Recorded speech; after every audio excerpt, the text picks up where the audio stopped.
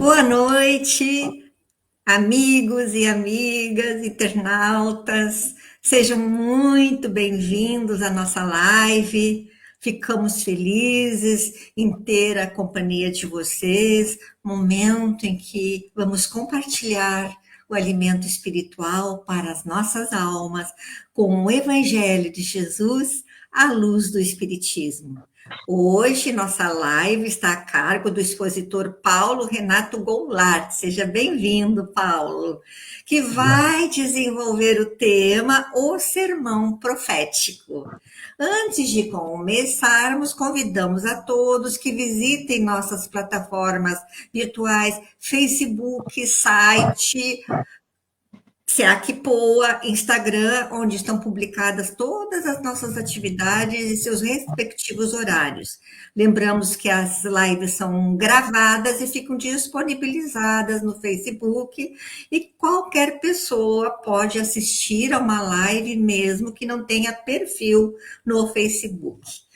Agora, um convite especial que eu tenho feito as últimas semanas. Alô, pais, avós, tios, família, visitem no Instagram o DigiSEAC. Digi quer dizer Departamento de Infância e Juventude. Para que conheçam as atividades da evangelização espírita infantil e que se sintam estimulados a matricular suas crianças a partir de 3 anos e jovens até os 21. As matrículas estão abertas todo ano, aos domingos, das 9h30 às 11h30. Vamos agora fazer a nossa harmonização com a leitura de uma página evangélica. Escolhemos hoje o capítulo 17, Sede Perfeitos, o item 10, o homem no mundo. Um sentimento de piedade deve sempre animar o coração dos que se reúnem sob as vistas do Senhor e imploram a assistência dos bons espíritos. Purificai, pois, os vossos corações, não consintais que nele demore qualquer pensamento mundano ou fútil. Elevai o vosso espírito àqueles por quem chamais, a fim de que, encontrando em vós as necessárias disposições, possam lançar em profusão a semente que é preciso germine em vossas almas e dê frutos de caridade e justiça. Não julgueis, todavia, que exortando-os incessantemente a prece e a evocação mental, pretendamos que vivais uma vida mística que vos conserve fora das leis da sociedade onde estáis condenados a viver. Não. Vivei com os homens da vossa época, como devem viver os homens. Sacrificai as necessidades, mesmo as frivolidades do dia, mas sacrificai com um sentimento de pureza que as possa purificar. Sois chamados a estar em contato com espíritos de naturezas diferentes, de caracteres opostos. Não choqueia nenhum deles com quem estiverdes. Sede joviais, sede ditosos, mas que seja a vossa jovialidade a que provém de uma consciência limpa. Seja a vossa aventura a do herdeiro do céu, que conta os dias que faltam para entrar na posse de sua herança. Essa mensagem foi ditada por um espírito protetor em Bordeaux, 1863. Vamos agora acompanhar a prece, com as mentes interconectadas, num único pensamento e sentimento. Vamos mentalizar a imagem meiga e serena de Jesus, fazendo-nos o convite inolvidável. Vinde a mim, vós que sofreis e estáis fatigados, pois eu vos aliviarei. Senhor da vida, que as tuas vibrações doces e amorosas nos envolvam, pacificando nossos corações. Sejamos instrumentos dóceis da vontade do Pai, amparando e consolando nossos irmãos, seguindo-te como modelo. Abençoa o nosso propósito de servir no bem e concede-nos, Senhor Jesus, a luz necessária que nos conduza ao caminho da verdade. A amorosa equipe espiritual, pedimos inspiração, amparo e proteção. Que a paz e a harmonia permaneçam em nós. Assim seja. Então, passo a palavra agora ao Paulo. Deixa eu só te perguntar, nós vamos até às 10 para as 8, é isso? 19h50? Pode ser 19h50, 55 também pode ser, Tá tá? bem, ok, tá bom, Ok? obrigado. Nada.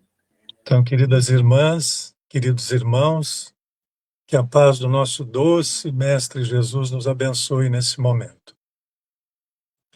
Então, vamos pedir a inspiração desses amigos queridos, né, para que a gente possa assimilar essas luzes de Jesus, a sua mensagem sublime. E nós separamos nessa noite o sermão profético, né, que está em Mateus capítulo 24. Nesse capítulo 24 são 31 versículos. A gente vai dar uma olhadinha assim, nos 6 versículos, tentar dar uma lida assim, entender direitinho. E então o sermão profético a gente consegue perceber como se fossem as dores do parto, né? Aquela mãe gestante que está no processo de gestação para o nascimento de uma nova vida. Então essas dores do parto são essas lutas que nós estamos enfrentando para o nascimento de uma era de harmonia, uma era de felicidade, o nascimento da luz, né? Por assim dizer, representando a felicidade, representando o evangelho vivido, né? Assimilado profundamente no coração da criatura. Então, para a gente iniciar a nossa fala, nós destacamos aqui o item 18 do capítulo 18 da Gênese, e o Kardec vai dizer assim: o progresso intelectual realizado até os nossos dias, nas mais largas proporções, representa um primeiro passo no avanço geral da humanidade, marca uma primeira fase nesse avanço. Impotente, porém, ele é, o avanço intelectual, para regenerar a humanidade. Enquanto o orgulho e o egoísmo dominarem o ser humano, ele vai utilizar esse progresso, essas conquistas intelectuais, em favor de si mesmo, do seu interesse pessoal, né, das suas paixões, e muitas vezes para aperfeiçoar a forma de prejudicar o seu irmão e até mesmo de destruí-lo. Vejam. Item 19, o Kardec vai colocar assim, que somente o desenvolvimento moral pode fazer com que na Terra, entre os povos, entre as criaturas, reine a fraternidade, a paz e a concórdia. Somente o desenvolvimento moral. E é nesse caminho que nós estamos buscando trilhar, né, que a gente está buscando conquistar esses valores. O sermão profético, ele utiliza essa linguagem profética que é cheia de símbolos, que utilizavam lá os profetas antigos do Velho Testamento, se utilizavam dessa linguagem, impregnada de símbolos. E Jesus utilizou também. As parábolas também têm vários símbolos, né? Então, hoje, com o Consolador Prometido, a gente busca inspiração para tentar entender, né? Para tentar tirar um pouquinho o significado, desvendar esses símbolos e a gente entender um pouquinho mais o que Jesus está dizendo. Então, vejamos, vamos iniciar aqui com o versículo 11. Olhem o que ele diz no versículo 11. Levantar-se-ão muitos falsos profetas e enganarão a muitos. Não é o que a gente está vendo hoje em dia? E é interessante que esses profetas não são aqueles profetas que a gente pode imaginar como antigamente, né? Com barbas longas que ficavam profetizando como se fossem religiosos, né? Os falsos profetas hoje estão em todas as áreas, na área da saúde, na área da política, da religião, da economia, do comércio. E eles têm, inclusive, esses falsos profetas, canal no YouTube, estão nas redes sociais, né? e enganarão a muitos. Quantos golpes a gente vê na internet, né? Quantas ilusões são vendidas e quantas pessoas compram essas ilusões e caem em armadilhas, porque são falsos, né? São os falsos profetas, prometendo ganhos muito fáceis, ganhos fantásticos, assim, de um momento para o outro, e as pessoas acreditam, e as pessoas curtem, né? A questão da saúde também, vendendo ilusões, tem filmagens que são muito características, que vendem determinadas coisas, tem um desenvolvimento muito grande ali da propaganda do processo, daqui a pouco saiba mais, tem uma tarjinha ali, a gente clica até que vai ter um momento ali que tu tem que pagar, vai ter que pagar para que seja revelada aquela fórmula mágica para tu conquistar a saúde, né, de várias áreas, né? Se referindo à saúde aqui, por exemplo.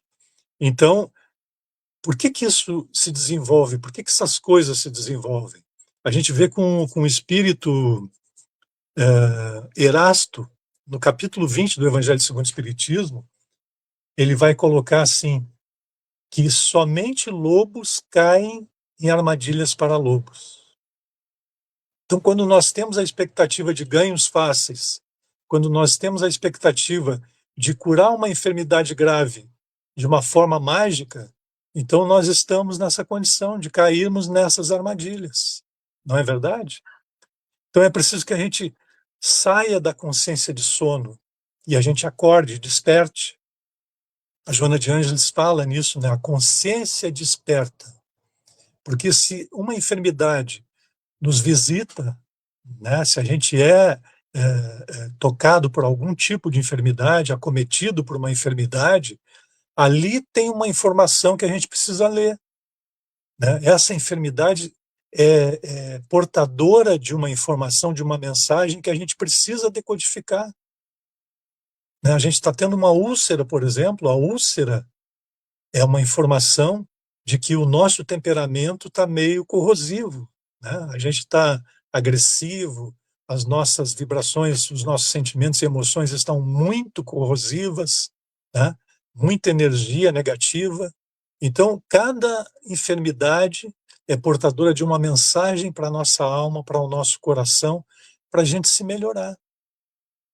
Então, à medida que a gente vai crescendo espiritualmente, né, que vamos amadurecendo, a gente não vai mais estarmos suscetíveis a cairmos nessas armadilhas do caminho, né?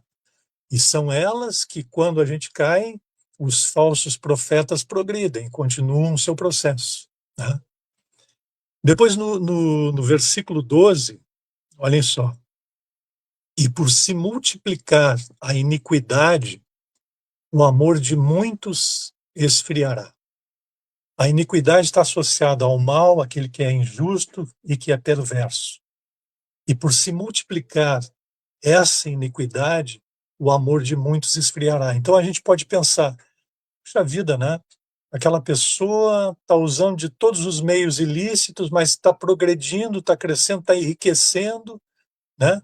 Eu sou honesto, trabalho com toda a minha dedicação e estou sempre correndo atrás, né? Será que vale a pena ser honesto?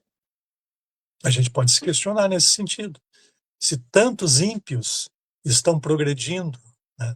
Tantas criaturas que utilizam de todo tipo de falcatruas, etc., estão progredindo, será que vale a pena esse esforço enorme de se manter honesto, se manter íntegro? Será que vale a pena?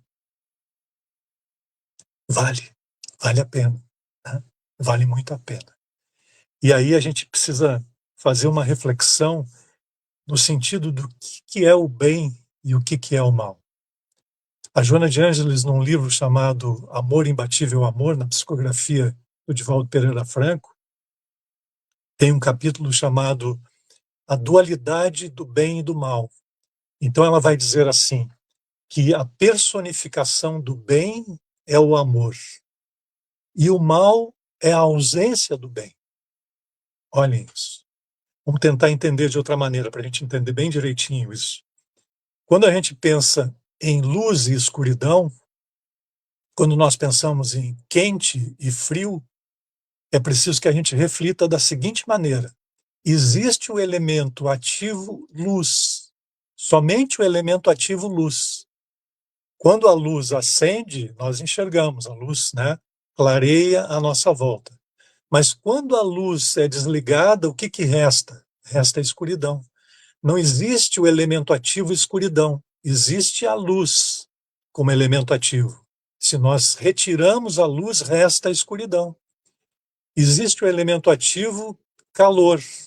Se nós retiramos o calor, resta o frio, né?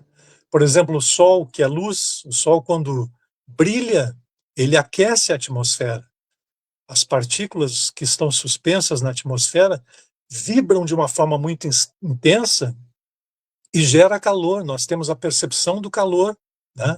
Na nossa pele, no nosso rosto, a gente percebe o calor em função dessa energia da fonte de calor imenso que é o Sol, e os seus raios projetados na atmosfera da Terra fazem vibrar essas moléculas, e a vibração dessas moléculas é que transmite para nós o calor. Se o Sol se retira, o que resta? Resta o frio, né? Claro que no verão, o sol muito intenso durante todo o dia, né?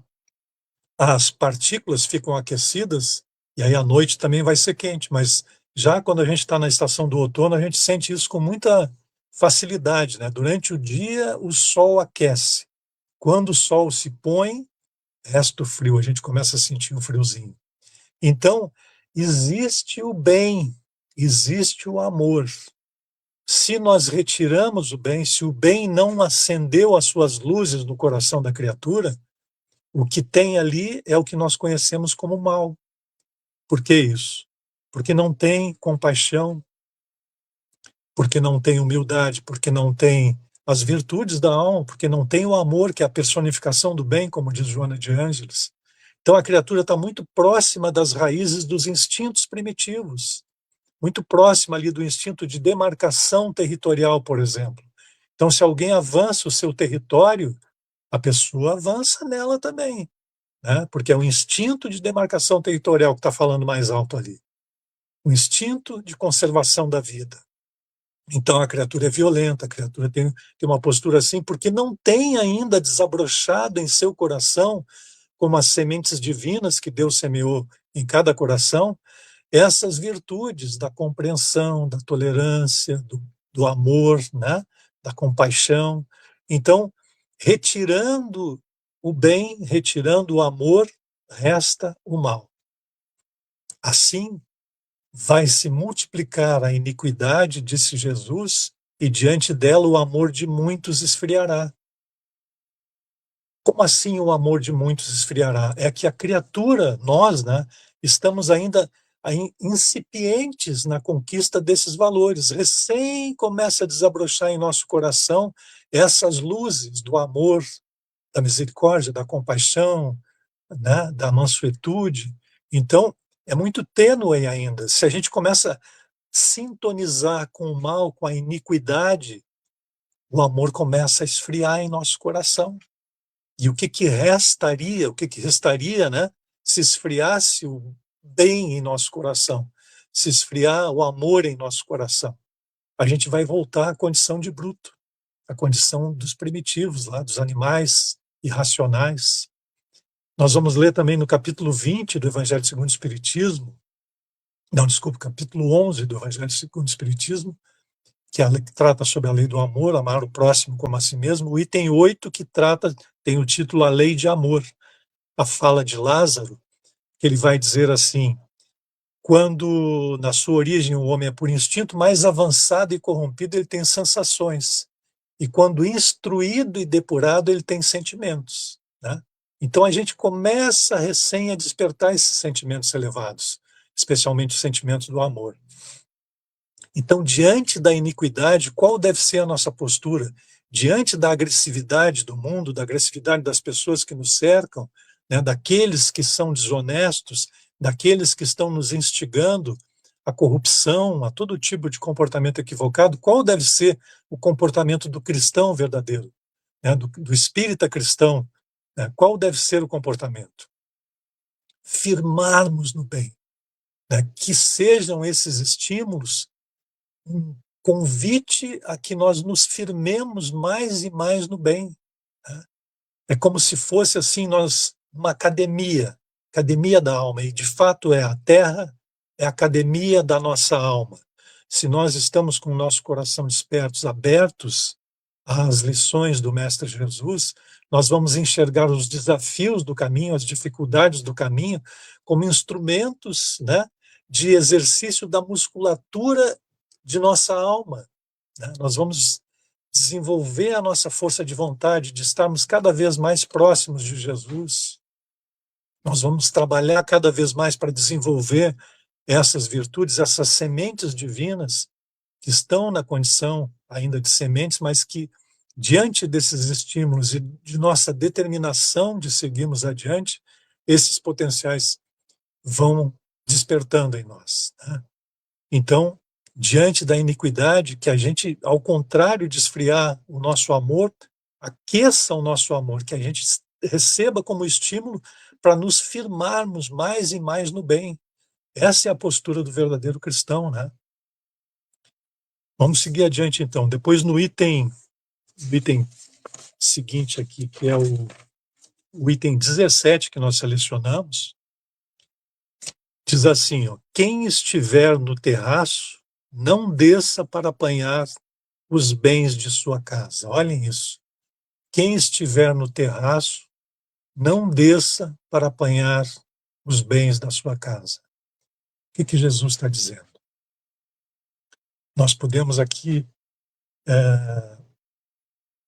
pegar um exemplo, né, uma imagem do Velho Testamento que está em Gênesis, no capítulo 19 de Gênesis, que é aquele momento em que o anjo surge para Jó, né, e diz a ele que aquela cidade de Sodoma e Gomorra seria destruída por Deus, e que ele e a sua família se retirassem dali e não olhassem para trás. Lembram?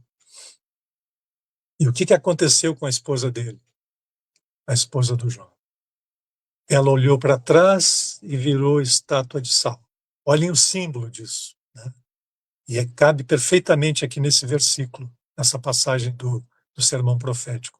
Olhar para trás, né, significa nós voltarmos às velhas atitudes, aos velhos procedimentos de outros tempos, né?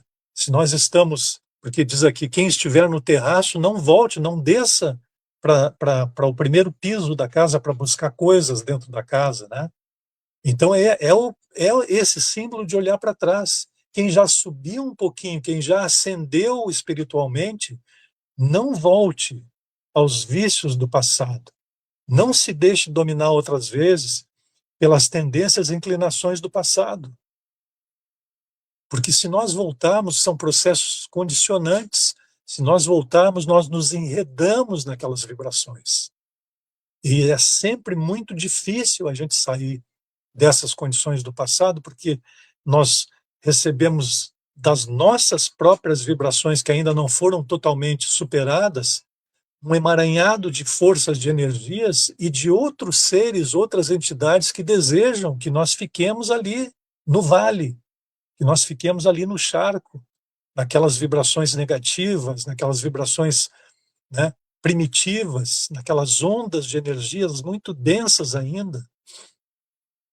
Especialmente nesse momento que nós estamos vivendo de transição planetária, o mal, como percebe, né, que o bem começa a tomar corpo e a gente inicia essa caminhada de forma mais célere na construção do mundo de regeneração, então essas forças negativas não querem que isso ocorra. Eles não querem perder esse ambiente, não é? Então, quando nós nos deixamos levar por essas questões do passado, olhando para trás, nós nos cristalizamos. E muitas vezes a gente pode ficar ali muitas décadas e séculos até. Aqueles que se cristalizam no passado. Então, os que estiverem no terraço, não desçam para pegar as coisas de dentro da casa, né? Que a gente possa se firmar no bem. E firmar no bem é ter essa compreensão que nós estamos subindo uma escada simbólica, né? E cada degrau que nós vencemos são alicerces que ficam sedimentados, que a gente não desça, que a gente só suba, continue subindo. A gente pode até cair naquele degrau ali, mas nos erguemos outra vez e continuamos, reinsetamos a nossa caminhada. Não estamos sozinhos, isso é muito importante a gente perceber. Nós sabemos com a doutrina espírita que cada um de nós tem o seu amigo espiritual.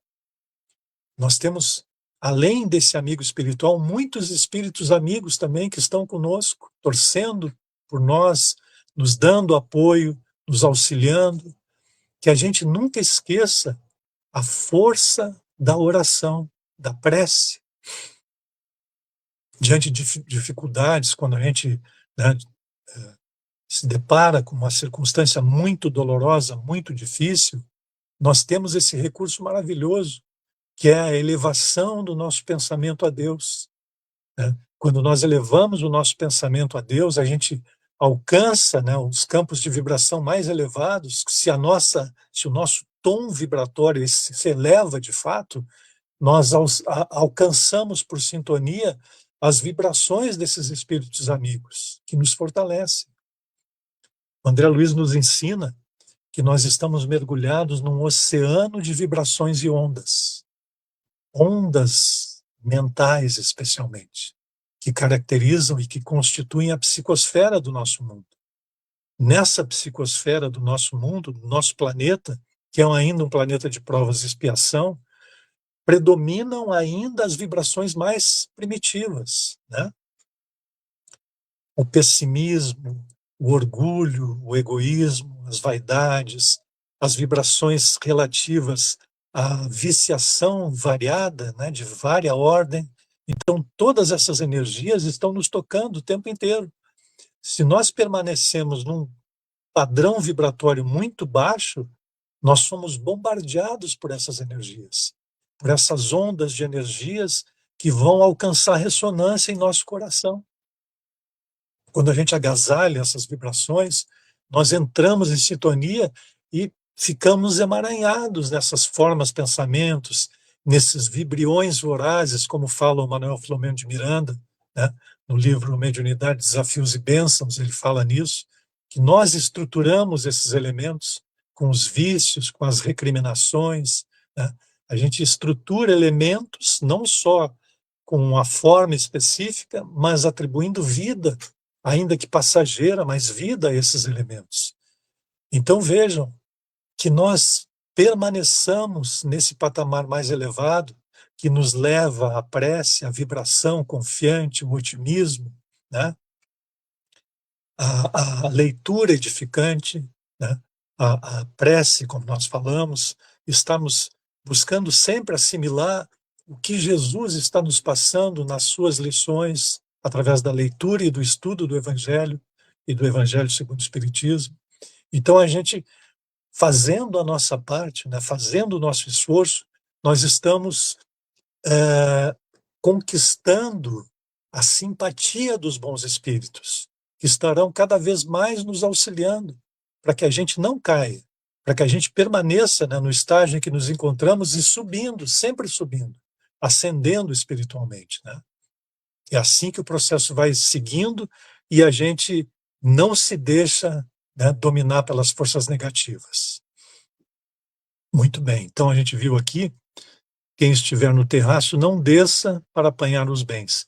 Depois no item 20, no versículo 20, ele vai dizer assim, olhem só, e orai para que a vossa fuga não ocorra nem no inverno, nem no sábado. Que fuga é essa que Jesus está falando? E orai para que a vossa fuga não ocorra nem no inverno, nem no sábado. A fuga a que ele se refere é a fuga das nossas questões do passado, lá no charco, né, que a gente se referiu, dos vícios, das vibrações negativas, do pessimismo, de toda aquela postura de outro tempo, e às vezes desse tempo ainda, em que nos emaranhamos nesse cipoal de raízes dos instintos mais primitivos e ficamos ali com muita dificuldade, né? Então, ele diz que é necessário a fuga dessa situação. Por que fuga? Porque se nós pensarmos assim, né, nas questões dos vícios, por exemplo, dos vícios diversos, né, vícios do pensamento, vícios de comportamentos, os vícios mais gritantes, como o alcoolismo, etc., a drogadição. Se a gente pensar assim, tá, eu vou deixar agora, não vou, eu vou dizer aqui para os meus companheiros, ó, meus irmãos, a partir de hoje eu não vou mais estar com vocês aqui para consumirmos alcoólicos. Eu vou deixar de ser alcoolista. Será que funciona isso? Né? Porque isso é tão grave, isso é tão forte, o vício é tão, nos aprisiona de tal maneira que nós temos que ter uma atitude muito forte. Por isso ele fala em fuga. A gente tem que sair correndo mesmo, né? Nessa figura, nessa imagem da fuga, se nós quisermos nos libertar de fato daquela condição.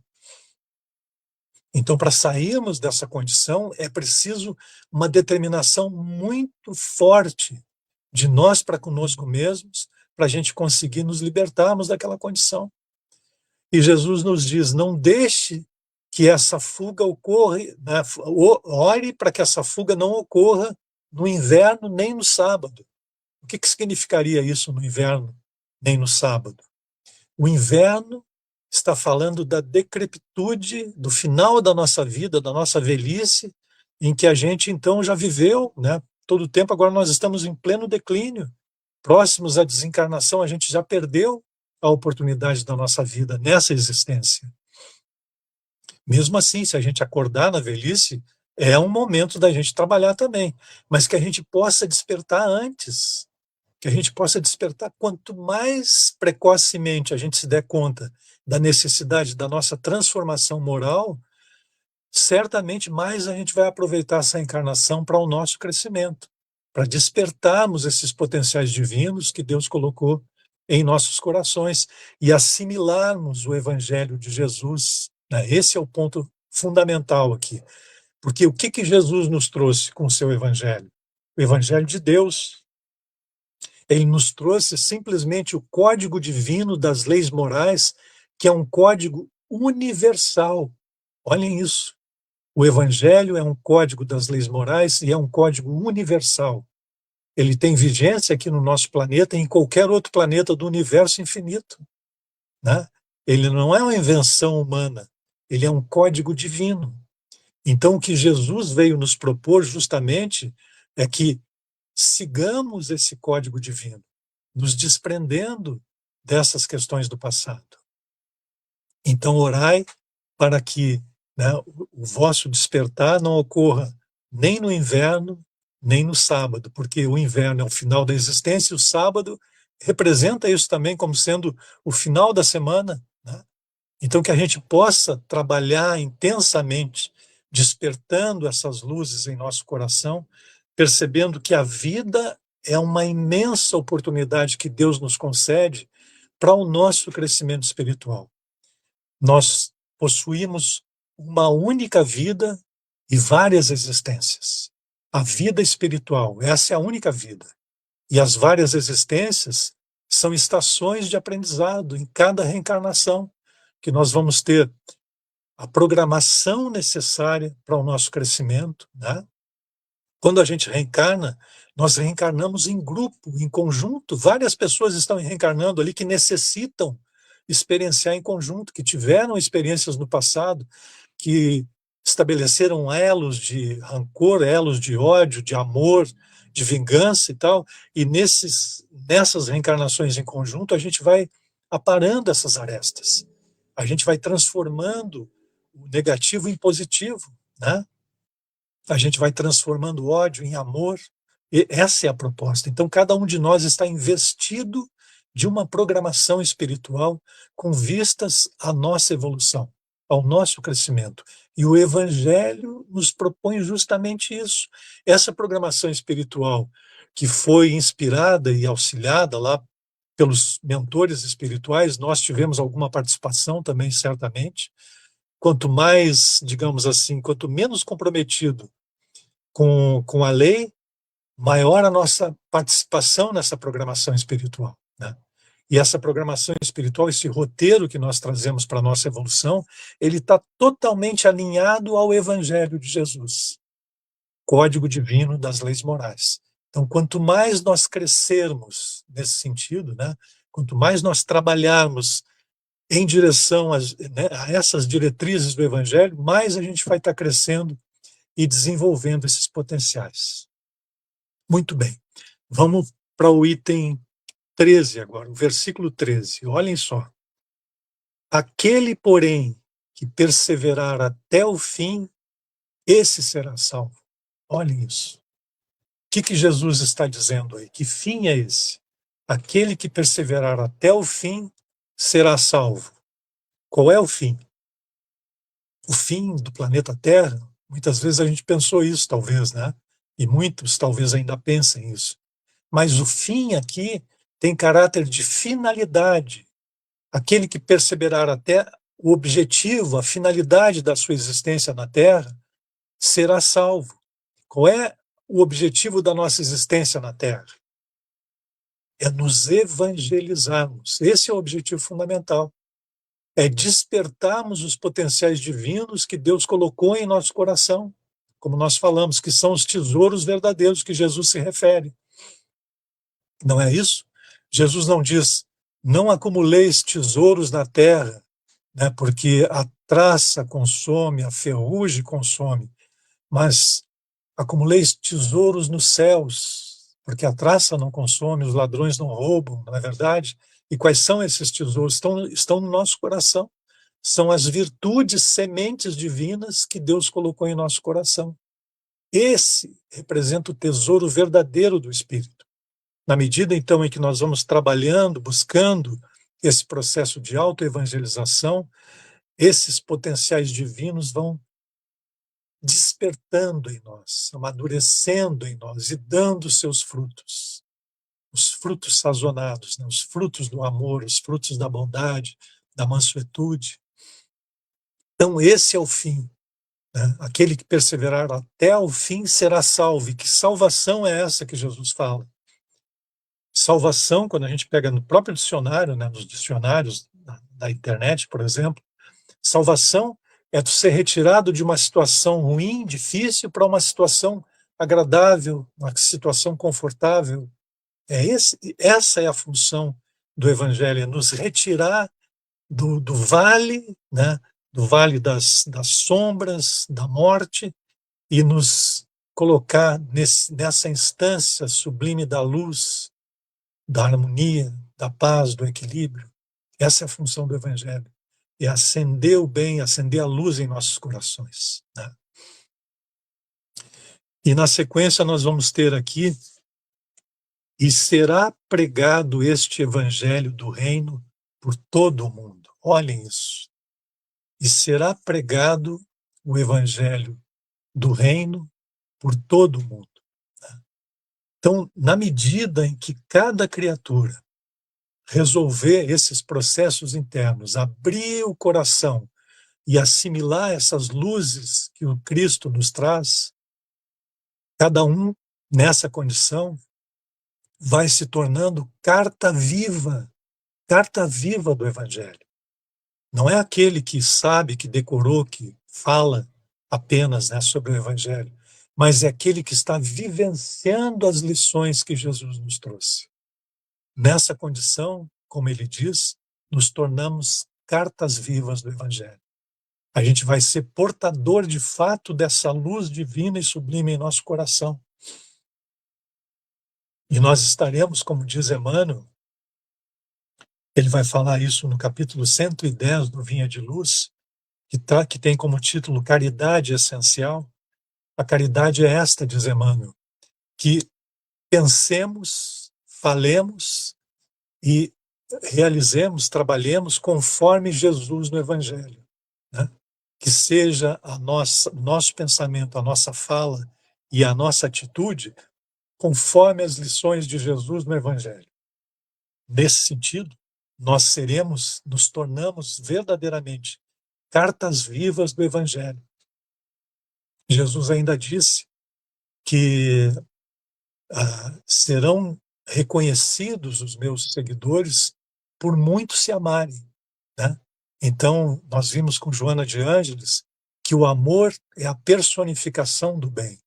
Então, o amor é um convite para o nosso coração, que a gente possa, de fato, né, rasgar esses horizontes conscienciais, ampliando a nossa mente, ampliando o nosso entendimento, que os nossos ouvidos possam, ouvido psíquico, espiritual, possa alcançar uma dimensão mais elevada, uma vibração mais elevada, e assim escutemos o que Jesus está dizendo, em essência, em verdade, né? A gente pode escutar as palavras dele, que a gente possa sentir o que o Mestre está dizendo, que nós possamos ver também, né, aqueles que tiverem olhos de ver, ouvidos de ouvir, que vejam, que ouçam, que nós tenhamos também essa visão espiritual para percebermos o significado profundo de cada palavra, de cada atitude de Jesus. E desta forma, nós façamos esse movimento de conversão ao Evangelho. É nesse movimento de conversão verdadeiro, né, quando a gente começa a vivenciar o Evangelho em nossas vidas, é que vamos nos tornando cartas vivas dele, do Mestre amoroso. E isso requer esforço, isso requer atitude em nossas vidas, né? Uma releitura das nossas atitudes, dos nossos comportamentos, a gente perceber que ninguém colocou alguém na nossa frente como uma pessoa da nossa convivência para nos prejudicar. Ninguém. A pessoa que está convivendo conosco, quer seja o nosso filho, nosso esposo, nossa esposa, nosso irmão, nosso vizinho, nosso colega de trabalho, e que nós temos na conta de alguém que está na feição de um inimigo, ele não é inimigo, não é nosso inimigo.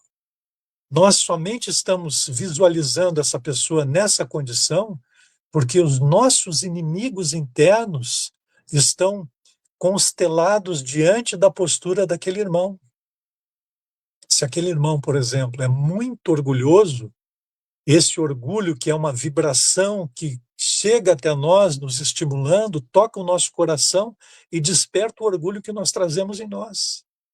Então, aquela pessoa com a qual nós convivemos, seja qual for o laço que nós tenhamos com ele, laço consanguíneo ou alguém do nosso relacionamento, é uma pessoa fundamental para que nós reconheçamos as nossas dificuldades, para que nós identifiquemos os nossos inimigos reais que estão dentro de nós, quer seja o orgulho, o egoísmo, as vaidades, seja o que for. Então, não é alguém que foi colocado para nos prejudicar, absolutamente. É alguém que foi colocado para nos despertar a nossa consciência do quanto nós temos que trabalhar para nos renovarmos espiritualmente, né? Para nos renovarmos ao ponto de assimilarmos as luzes do Evangelho de Jesus.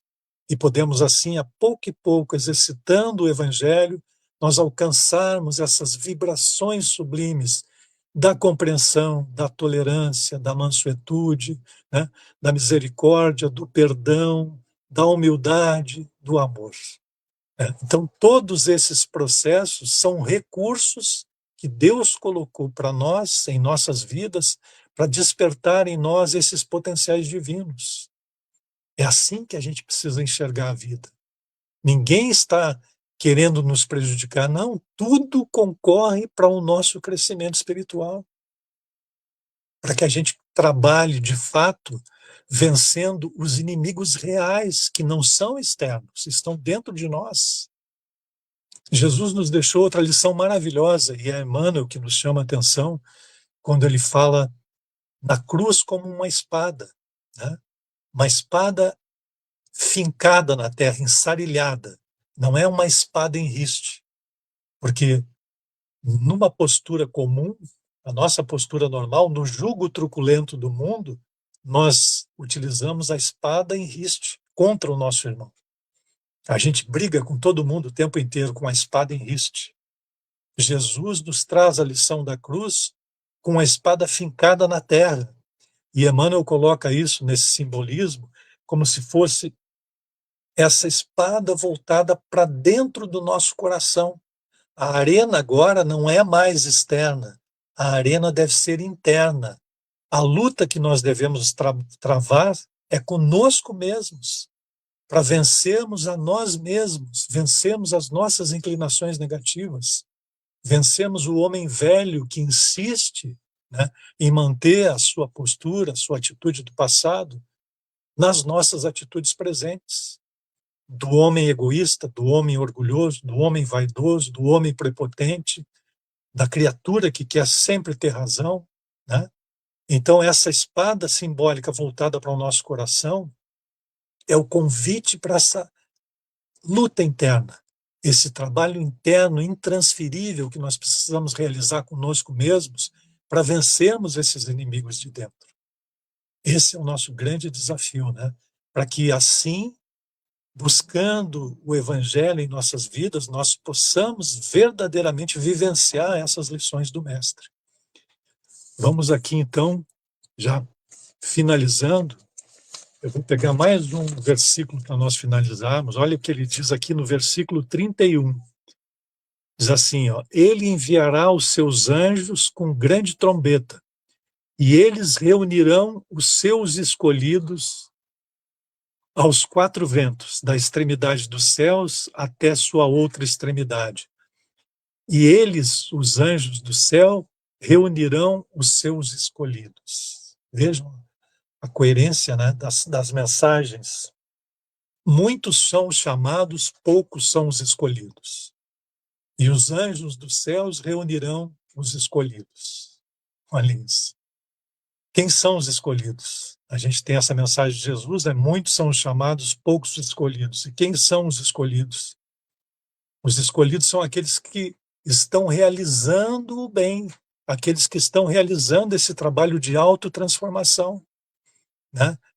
A visão do joio e do trigo, né? Aquele que está num esforço imenso para se tornar trigo, para que a sua vida faça diferença na vida das outras pessoas, para que ele se torne alguém importante no sentido de contribuir para a evolução em todos os aspectos da vida, da coletividade, que saia de si mesmo, que saia do egoísmo, que saia do orgulho e que se torne verdadeiramente cristão, né? Que o evangelho esteja dentro dele.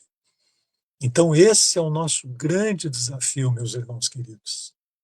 É nós vencermos essas tendências e inclinações do passado que caracterizam a criatura velha, com os velhos conceitos do mundo, em que nós ainda utilizamos a pena de talião, o olho por olho, dente por dente, que era uma lei do legislador Moisés, não era uma lei divina, a lei utilizada naquele momento para aquele povo muito grosseiro, né? O olho por olho, dente por dente, mas que Jesus substituiu pela lei de amor, a lei que concentra todos os profetas, amar a Deus sobre todas as coisas e amar ao seu próximo como a si mesmo, né? Jesus coloca isso, sintetiza toda a lei e os profetas nesses dois mandamentos: amar a Deus sobre todas as coisas e amar o próximo como a si mesmo. Então, está em nossas mãos e a gente está em caminho, né? Nós estamos caminhando para a renovação do nosso mundo que está em franca transição, né? A gente sabe isso, a doutrina espírita nos coloca com toda clareza. O capítulo 18 da Gênesis trabalha intensamente essa questão, que são chegados os tempos, né? Então, nós estamos nessa transição de mundo de provas e expiações para alcançarmos o mundo de regeneração. Mas esse mundo de regeneração começa com a regeneração de cada um de nós. Cada um de nós. No somatório dessas almas renovadas, nós vamos ter esse mundo renovado, portanto, na condição de mundo de regeneração. E para nós concluirmos, nós lembramos aqui a fala maravilhosa de Paulo aos Efésios, né? Quando ele diz assim: porquanto outrora éreis treva, éreis escuridão, hoje, todavia, sois luz no Senhor, andai como filhos da luz. Então, diante desse sol divino do amor de nosso Mestre Jesus, que clareia nossas almas, que clareia nossos caminhos, ele que é o nosso modelo e guia, que nós possamos segui-lo, que a gente possa se desprender desses velhos guilhões do passado, dessas correntes que nos aprisionam ao passado, né? E diante das luzes desse horizonte largo que ele nos apresenta, a gente possa seguir com otimismo, com alegria, caminhando para a renovação e para a conquista desse mundo. Esse mundo interno, mundo de amor, de paz, e o mundo externo, que é o nosso planeta Terra, maravilhoso, sublime, que tanto tem sido maltratado pelo nosso egoísmo, né? Que a gente possa, então, caminhar nesse sentido, amando a natureza, amando a fauna, a flora, as águas, todas as riquezas desse planeta, e fazendo o melhor ao nosso alcance, com a nossa melhor contribuição, para que o mundo verdadeiramente caminhe nessa direção da regeneração. Então, nós agradecemos muito a atenção, o carinho de todos e pedimos a Deus que nos abençoe hoje e sempre. Muito obrigado. Nós é que agradecemos, Paulo, pelas preciosas lições que tu nos trouxeste hoje e que nos levam a muitas reflexões. Agora, pedimos a todos que acompanhem a nossa prece de agradecimento e encerramento. Senhor Jesus, amigo daqueles que não têm amigos, refúgio e abrigo dos infelizes e excluídos. Com os corações emocionados, agradecemos as lições recebidas. O teu evangelho, roteiro seguro para a nossa felicidade, permanece e permanecerá indestrutível, consolando e iluminando a humanidade. Que a tua irradiação permaneça em nós, Senhor Jesus. E assim, profundamente agradecidos pelo amparo e inspiração que recebemos da amorosa equipe espiritual, encerramos o nosso encontro pedindo que derrame sobre nós, Senhor Jesus, e toda a humanidade, as tuas bênçãos de amor e paz. Que assim seja. Abraço, Paulo, abraço a todos. Tudo bom. Obrigada pela Tchau, presença tchau. de todos e até a próxima semana para o público. Até mais. Até mais.